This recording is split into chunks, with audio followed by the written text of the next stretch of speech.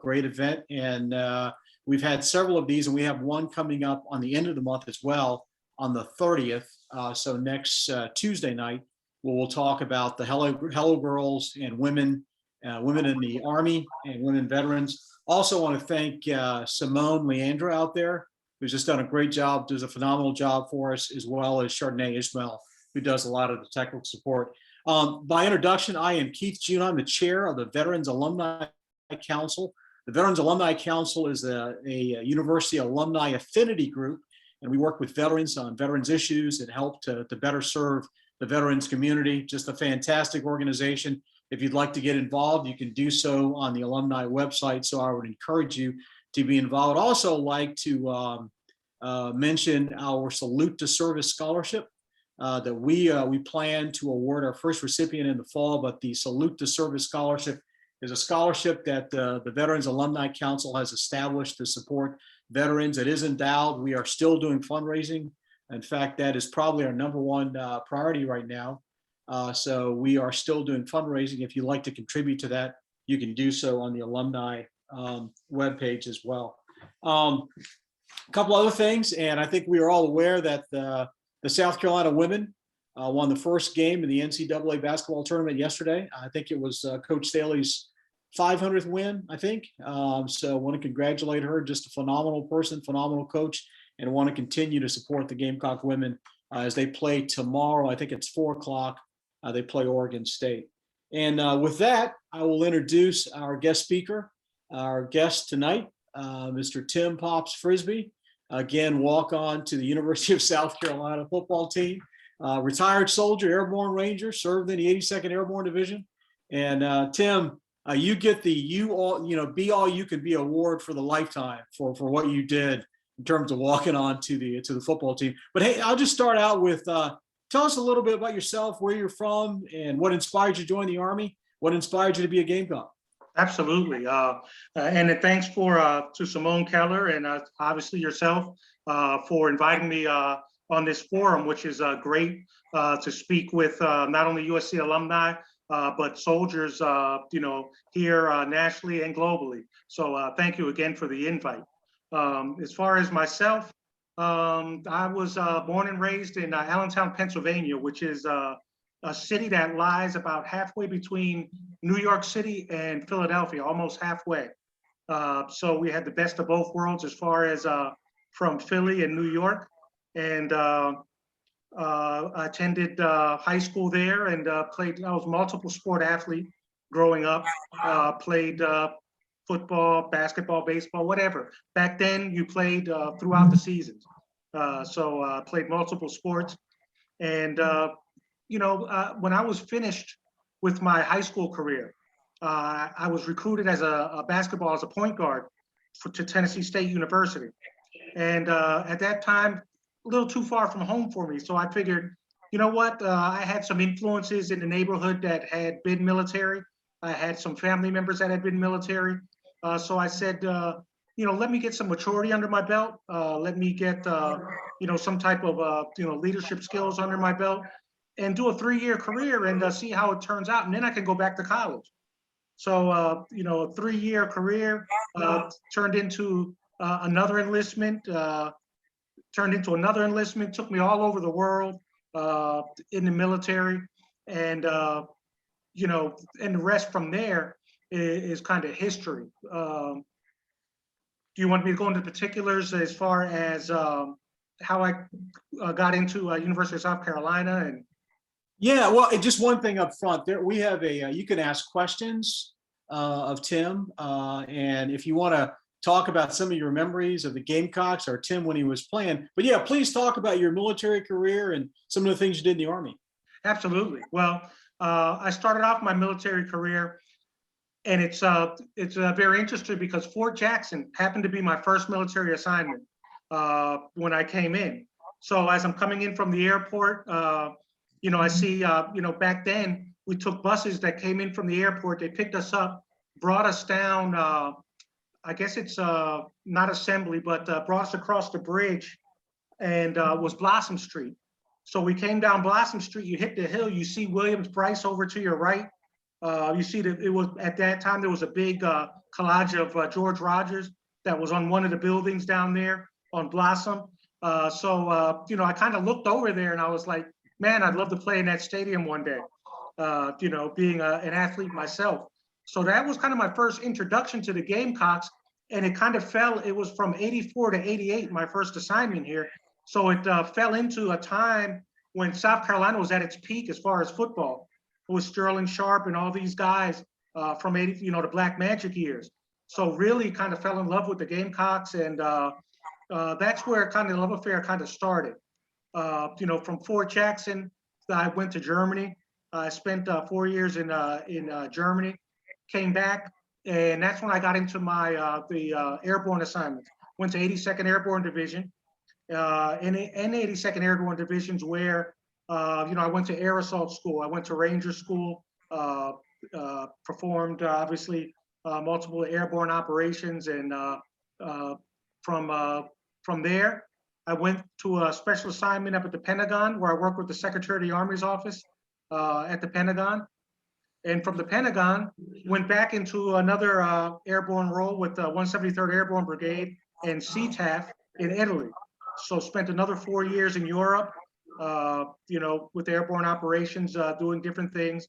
And then from Italy, brought me back to a combat development role in the States.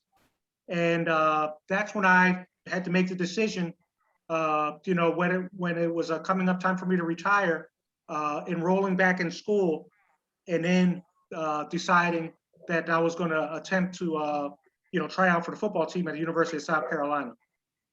Yeah, when we talked initially, you talked about that 1984 season, and that was a season that the Gamecocks went. And I remember that season like it was yesterday. The year that Gamecocks went 10-2, lost to Navy, and lost to, I think it was Oklahoma State. It was kind of funny that was your inspiration, which was, I think, may have been, I can't, when you know, during the Steve Spurrier years, that was the highest ranking at that point. But wow. Yes. Yeah. Yes, and how with Gamecock football, how that came to be is I had narrowed down my decision as to where I wanted to play, and it came down to my two final decisions were Penn State and South Carolina.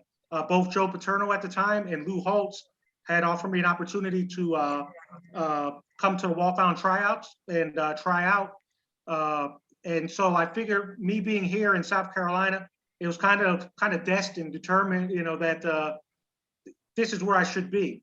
So obviously, I enrolled in school. I was taking classes. I was a full-time student, and walk-on tryouts were a little different back in those days. Now you see more of a preferred type walk-ons where they're kind of inviting the best of the best players that may have not been recruited to come on as preferred walk-ons to South Carolina. Back then, they had a walk-on tryout period.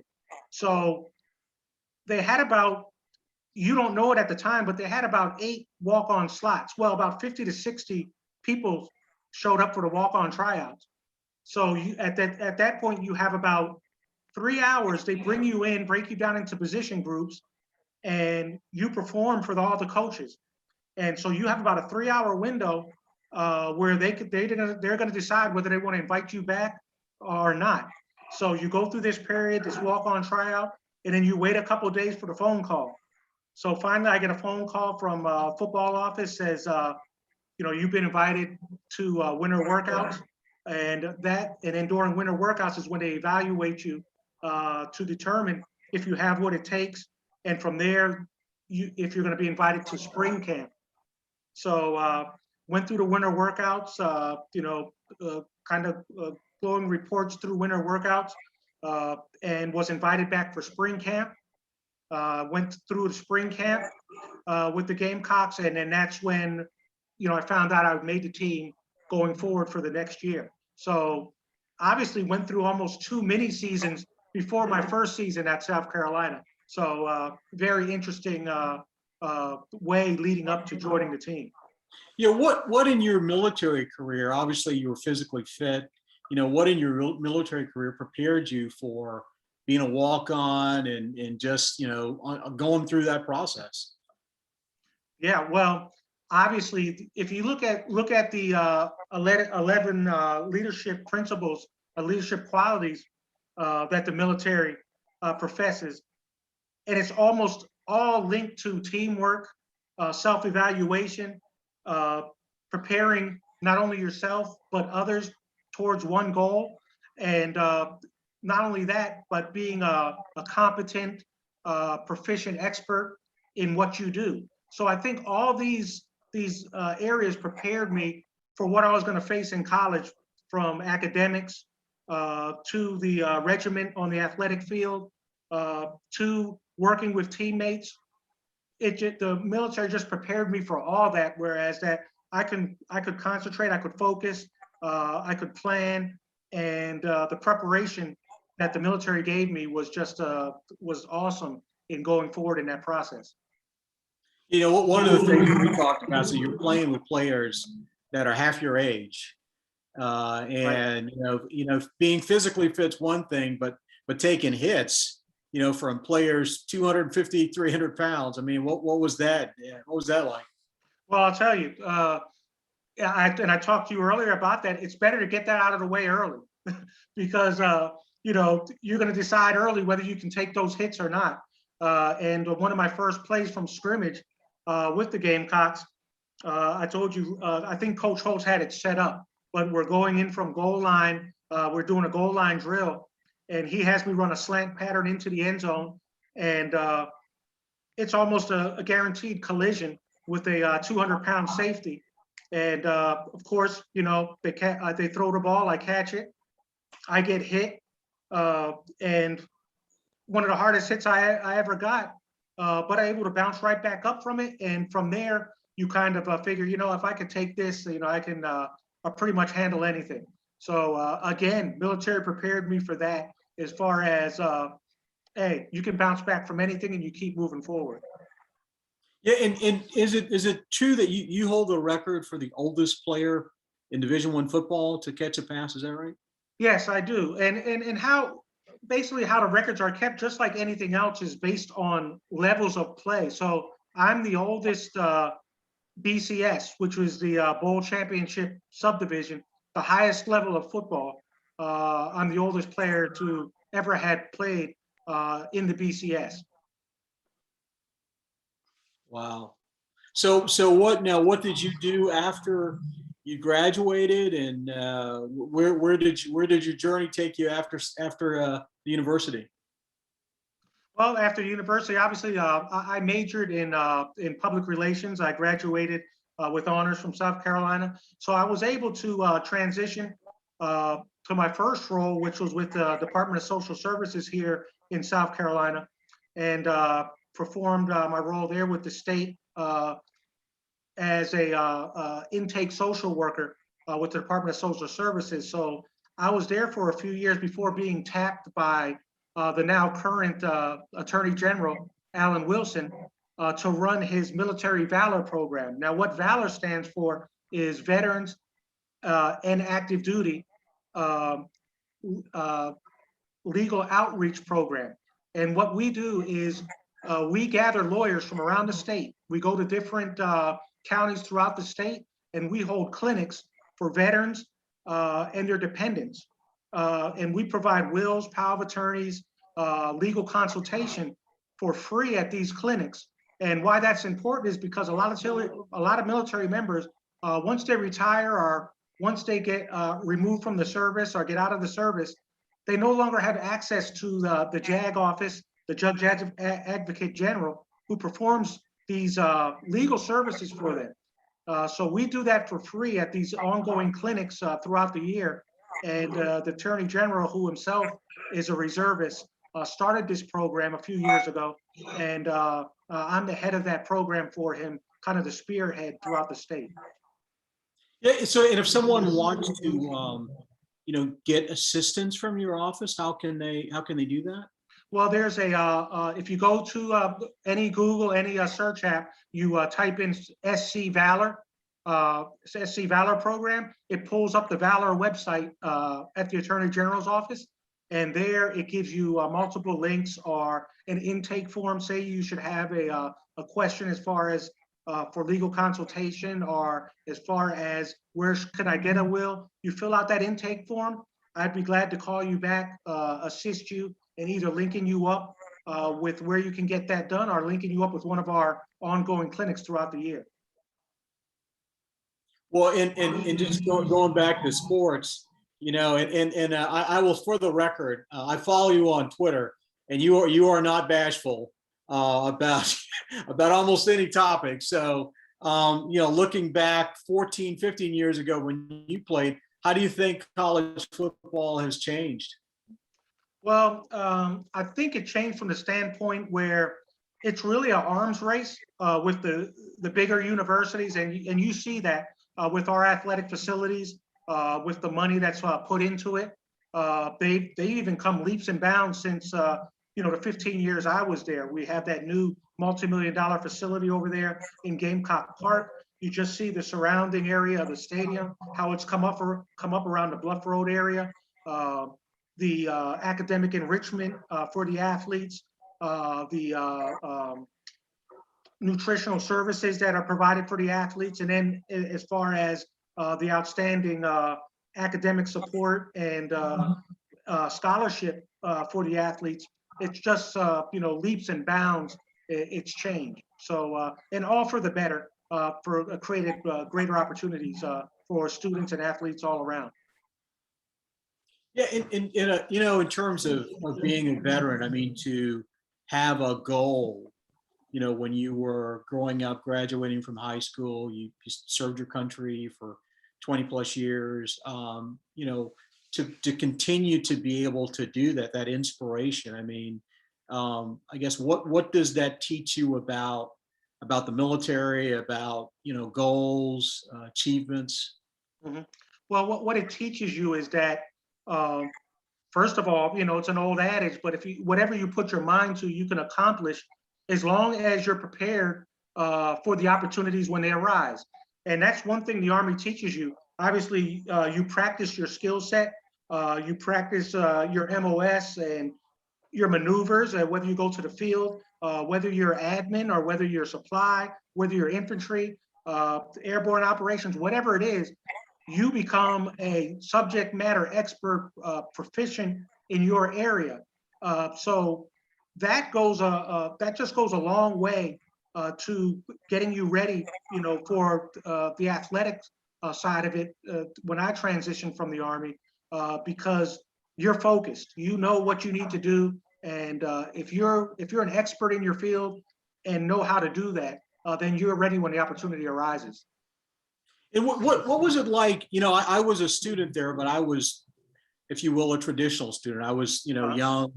And, you know, I've gone to graduate school, but for someone, you know, being again, you know, twice the age of the younger students, and, you know, being a football player as well, how did you manage those things? Well, you know, obviously, like you're a full-time student, so you arrange your day, and obviously the GI Bill was so helpful with what it provided me. After the end of my first year, Coach Holtz came to me almost, you know, about halfway through my first year, and said, "Well, we're going to put you on scholarship, you know, at the end of this year." And I said, "You know, well, hold on, Coach Holtz." I said, I'm funded by the military, so I'm good as far as academic wise. Use that scholarship on a guy who might not have one right now, who'll be able to utilize that. You know, it would have been great to say I was on scholarship, I'm put on scholarship, but that wasn't necessary. So that it allowed me to, you know, pay that forward to someone else there. And again, I was prepared. I'd spent 20 years preparing myself for this day. So I knew what I would have to do, what sacrifices I was going to have to make as far as work and home life and getting this done. And I'll tell you, my teammates were some of the best guys. Like you said, even though the age difference, you don't see that once you start playing, really, because you're just one of them. You're one of the teammates, and there's so many benefits to it. They're friends to this day with those teammates. Yeah, and you got to play for two legendary coaches, and Coach Absolutely. Holtz and Spurrier. Any comments? Any war stories from those two coaches? Well, they're two different guys as far as their approach to the game. Obviously, Coach Holtz, former Notre Dame coach as well. He was very inspirational, had stories for you every day, had you meditate, had you write kind of self-fulfilling goals for yourself. And Coach Spurrier was kind of like a no-nonsense guy, just X's and O's approach to the game, very demanding. And so they kind of approached it from two different ways, but their goals were both excellence for their players and performance on the field. And for playing for two guys like that are college football Hall of Famers, you couldn't ask for anything better. Wow. What about your time as a player and a veteran? Some of the Army values, selfless service, honor those things. What do you carry forward now with what you're doing with veterans and in your civilian career? Well, I feel the Army gave me such a great opportunity, not only, personal achievement, setting personal goals, being able to travel the world, see so many different countries and places like that, and the opportunity for schooling afterwards. I'm trying now to kind of pay it forward to anybody that has questions of me about the military, telling them, what it can do for them, what it can provide, how to go about doing that. So, one of the first things, I had a great recruiter. That was one of the first things. And he told me, let the Army work for you. Just don't go work for the Army. Choose wisely. Let the benefits that the Army provides, let them work for you, and then spread that to other people. And I took heart to that, and I'm still able to do that to this day by providing not only veterans and their dependents with services and links to services that can be provided for them. Well, that is amazing. We've got some questions. Yes. One is, what was your favorite military assignment? My favorite military assignment, well, obviously, it's funny because I came in the military as admin, and quickly got tired of sitting behind a desk. So that's back when I came in, and you may be familiar with it. We had what they called you could apply for a secondary MOS, and so I had applied for 11 Bravo as my secondary MOS, and that's what got me, started in that infantry side of the field, and it propelled me forward into airborne operations, air assault. And so my favorite assignments obviously have to be with 82nd Airborne Division and with the airborne units in Italy, CTAF, 173rd Airborne Brigade. Those were the assignments that stand out to me because not only, was I able to do what I love to do, but serve with soldiers that were all volunteers to their unit. And these airborne units, everybody volunteers for that. You don't just get assigned to those units. It's all volunteers. So those guys want to be there. And those were great times for me. Obviously, my assignment in Germany with 204th NP Company, and that coincided with Desert Storm. My Italy assignment coincided with the Kosovo campaign. So all these stand out in my mind, and I just had a great experience in the Army career-wise. If you had to give any advice to young soldiers or young university students as they're starting out, what kind of advice would you give them? Well, what I would give them is that, obviously do something that you love to do. Do something that you want to do. Nothing worse than being stuck in a career or a field where you're not happy. So, choose something, a path that you want to go forward in, and just be the best you can in it. I suggest that you just, you take advantage of all the opportunities that you can. and to be ready. Like I said, be ready when the opportunities are provided for you, so that that you can access and everything that you can do in your life. And on the other end, if you're a veteran, you're coming back to school and you're older and you've got a family, you've got other more priorities, if you will, additional, challenges. What advice do you give some of the veterans as they come back onto campus? Yeah, and I talk with a lot of soldiers, obviously athletes that come back either later in their careers, they may get out of the military and come back, or guys now that are retiring and going back to school. And I think they're set up perfectly as far as managing their time, because the military teaches you how to do that. So I just say don't bite off more than you can chew. That's easy for me to say because I bit off a lot, but don't bite off more than you can chew, and just stay focused, stay on goal.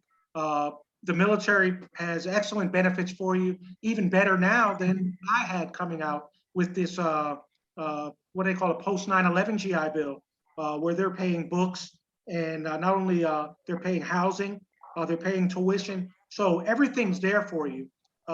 Just plan ahead. Don't jump into it without a plan, but plan ahead. Know what you're getting into, and I think everything's laid out for you to be a successful college student post-military. Well, and just going back to your playing career, you mentioned Coach Holtz and Coach Spurrier and some of the player. Any laughs, any things that when you look back on those years that you still find funny?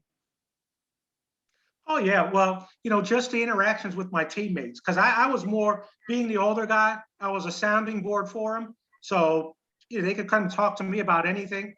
I kind of, whether it was relationship advice, whether it was advice in school, music. It was funny because some of the guys, I was the music guy in the locker room. I had my big radio in there, so they had to kind of listen to what I was playing. So I'd be playing old school music and stuff, and some of the guys really got into that, and I got into some of their music. They kind of sometimes snuck a CD into my box that wasn't one of my CDs, and you have to jam to their music for a while. So just had great times with my teammates there, and just with different, focusing on the different aspects of life. I was always they always had questions. I'd answer them as best as I could, and kind of, like I said, was kind of a sounding board for them. Yeah, and I'll talk about, just to ask you another question. You had several deployments. You mentioned some of the deployments. One of the challenges is, a lot of veterans suffer from PTSD. What advice, or what are some of the things that you've seen now that you're retired and you work with veterans and their families? Yeah, PTSD is one of the big ones, because military members, and you're probably familiar with this too, we compartmentalize a lot of things. We'll put it behind a door and lock it away. But there's times when that door is open. If something will click and open that door. So you see a lot of guys suffering with trauma they don't even realize that they know that they know they had, and something can trigger that. So just kind of being a 20-year vet and knowing some of the triggers, seeing some of that as I went along, some of the trauma some of the other soldiers had from deployments, being able to recognize that. There's always help out there for you. Somebody's always willing to help in the military. There's programs set up for that, for everything, be it marital assistance, be it post-traumatic stress disorder, anything you can imagine. The military has programs that will provide help for you, be it if it's something in housing, they have furniture. I mean, the military is set up to help you. Just don't be afraid to go to your leadership to seek out help when you need it.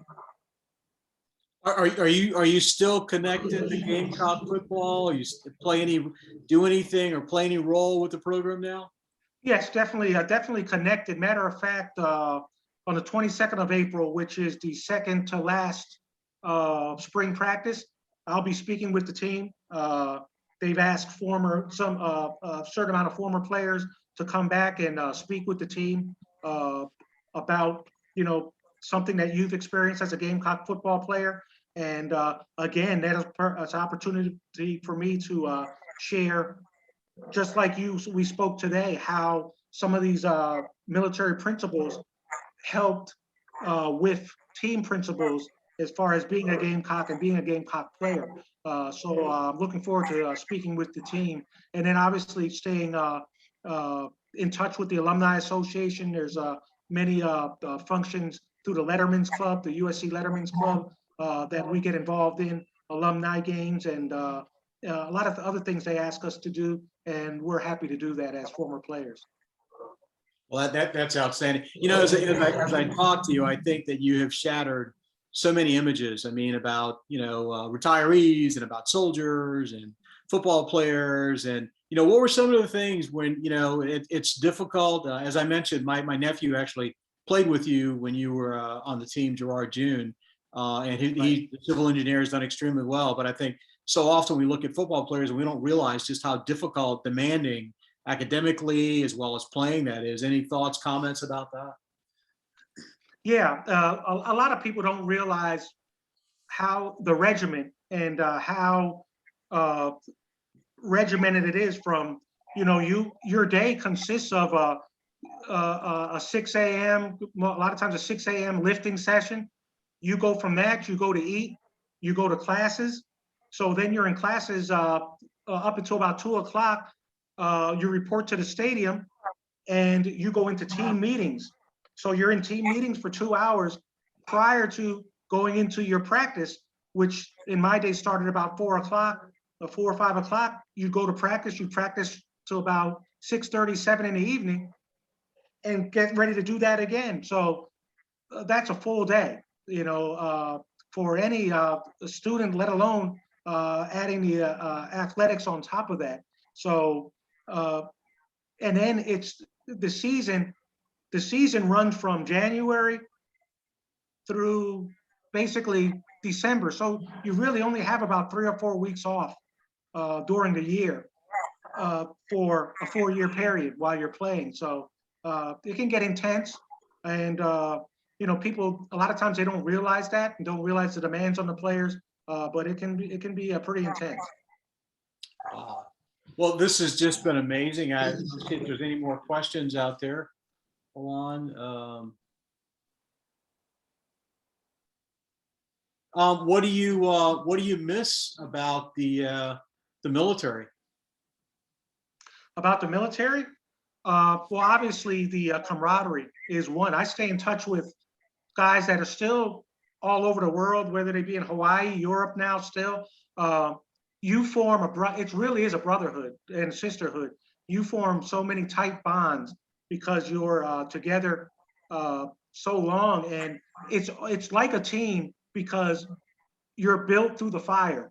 You're forged in the fire with your military brothers and sisters and your teammates. So it's kind of that same dynamic, and that lasts for a lifetime. You're a soldier for a lifetime. You have comrades for a lifetime. The same with your teammates. Wow. Well, Tim, I don't see any more questions out there unless anybody has any more. And I cannot tell you just how honored we are to have you and how you epitomize military values. You epitomize University of South Carolina values, just an incredible person. And, like I said, Kenny, you have absolutely been all you could be. And, I still am in awe to imagine at that age, kind of walking on a football team and, graduating with honors from the university and what you're doing now. So you truly are an inspiration. And like you said, it's important also to project out there what a true student athlete is. And I was able to, during my time there at South Carolina, I was able to kind of put South Carolina on a national level by appearing on some, like the late night with David Letterman and the Today Show, and Jay Leno, The Tonight Show with Jay Leno, and ESPN programs. So to show an athlete, a South Carolina student, to portray them in a light where the world can see, what a student athlete can be. I think, that it was great for the military. It was great for the University of South Carolina, and it was great for student athletes nationwide to really kind of show, what we put into it and what we expect to also get out of the academic and athletic side. Yeah, what was it like being on the Today Show? And I saw some of the stuff that you did years ago, Today Show and ESPN, Right. as you mentioned. Well, I'll tell you, everybody asked me who I like better, Letterman or Jay Leno, and they're kind of like Coach Holtz and Coach Spurrier. They're two totally different guys. Letterman, you don't meet till you go out on stage, so it's more like an ambush question style, as far as you don't know his questions until you get out there on stage with him, and he has a quick wit and he's funny like that. Whereas Leno, he kind of comes back pre-show and kind of says, I may go this way or that way. Also, great wit about him. But I enjoyed them both in different ways because, they approached it differently. And I had a great time on both shows with the guests that were on there also. With Letterman, John Travolta was in there with me. And it was funny because they pick you up in these limousines and bring you over to Ed Sullivan's studio. So me and Travolta kind of got out at the same time, and the crowd's going wild. And so I turned to him, I said, yeah, they're clapping for you, not me. They have no idea who I am. And he just he had a laugh with that. And it's just amazing to see that those guys kind of put their pants on the same way you do. Because when I got up in the green room, the musical guest was Pearl Jam. So Eddie Vedder was sitting in there. And so he starts having a discussion with me, and we're just talking. He says, yeah, I know who you are. I've seen some of your stuff on ESPN and stuff like that. And he said, I'll tell you what. He said, if you get me, this is Eddie Vedder. He says, you get me a jersey, I'll get you a guitar. And I said, hold up, I'm trying to stay eligible here. We can't accept any gifts. And here I am. I'm wanting to take the guitar, but hey, I want to be ineligible. So I said, Eddie, you're going to get me in trouble here. So we just kind of had a laugh about that. But it was just a great time at these shows. Well, you are incredibly modest because I think a younger player probably would not have had the presence of mind to kind of think that. But you're incredibly modest about so many things. Yeah. Well, the NCAA will keep you that way too, because they had a good conference call with me when I got my eligibility about the do's and don'ts. So I was kind of updated on what I could do and not do. And they even, before I went to these shows, they had a conference call with me too about what to accept and not to accept and stuff like that. So I was on my P's and Q's. I wanted to stay eligible, so I followed their advice. Wow. Hey, well, Tim, one of the things I'd like to, invite you to continue to be involved with the Veterans Alumni Council, and as you are with veterans, and it is such a powerful story and an inspiring story, not only, for veterans, for the military, for the university, just in so many ways. So thank you very much for joining us this evening. And again, hopefully we can invite you back again and to some of our ceremonies as well. And again, you are just such an inspiration to all of us. So thank you all very much. Thank you, sir. All right.